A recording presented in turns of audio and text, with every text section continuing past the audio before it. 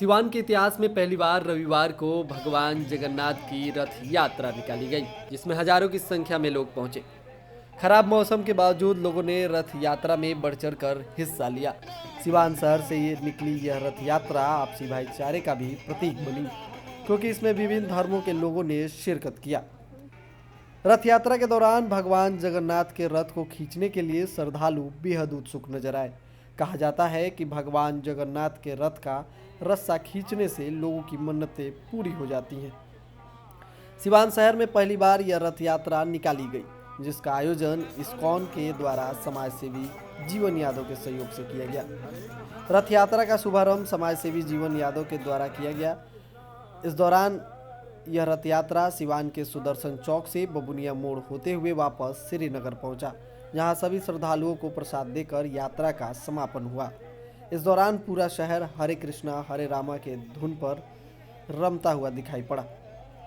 हजारों की संख्या में महिलाएं और पुरुष इस रथ यात्रा में शामिल हुए। समाजसेवी जीवन यादव ने मीडिया से बात करते हुए कहा कि सिवान के लोग इस रथ यात्रा में शामिल होने के लिए जगन्नाथपुरी जाते हैं, लेकिन भगवान जगन्नाथ इस बार खुद चलकर सिवान पहुंचे हैं। हमारे अंदर बहुत ज़्यादा खुशी है कि कम से कम जगन्नाथपुरी से चल के खुद भगवान श्री कृष्ण आज सिवान की धरती पे आए हैं। हम चाहेंगे कि सिवान की समस्त जनता इस रथ यात्रा में शामिल हो और इसके बाद भंडारा का आयोजन है, जिसमें प्रसाद ग्रहण करें। यहाँ से श्रीनगर से लेके आप बबुनिया मोड़ से हम लोग घूम के चले आएंगे, फिर भंडारा का आयोजन है। क्या इस साल की तरह हर साल ये रथ हर साल इससे भी भव्य तरीके से अगली बार रथ यात्रा निकलेगा? कि इस बार हम लोग भी पहली बार निकाल रहे हैं, अनजान है तो अनजान है, लेकिन अगली बार अनजान नहीं रहेंगे। तो बहुत भीड़ के साथ रथ यात्रा का हम लोग आयोजन करेंगे। क्या लग रहा है पूरा सिवान कृष्णमय हो जाएगा? हाँ, पूरा सिवान श्री कृष्णमय हो जाएगा जब अगली बार होगी। इस बार भी बहुत भीड़ होगी इस रथ यात्रा में। ये होना भी चाहिए।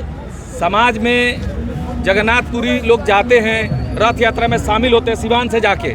आज खुद भगवान आए हैं तो होना भी चाहिए सबको शामिल। कहा जाता है कि जगन्नाथपुरी में भगवान श्री कृष्ण का दिल आज भी धड़कता है। हाँ, ये सत्य है कि भगवान श्री कृष्ण का दिल धड़कता है और उनका दिल चल के आया है रथ पे।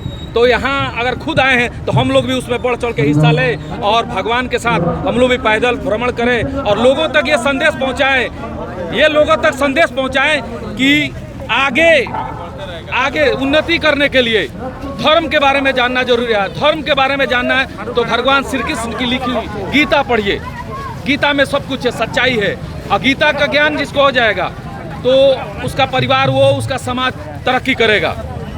क्या लगता है कि आज के युवाओं को गीता से ज्ञान लेकर आगे बढ़ने की जरूरत है? हाँ, आज के युवाओं को वैज्ञानिक भी गीता पर रिसर्च किए तो भी हार मान गए। तो युवाओं को हमेशा कुछ वक्त पढ़ाई के बाद गीता का एक एक श्लोक, एक एक पाठ को याद करना चाहिए, पढ़ना चाहिए, समझना चाहिए और उस पर कायम होना चाहिए। उसके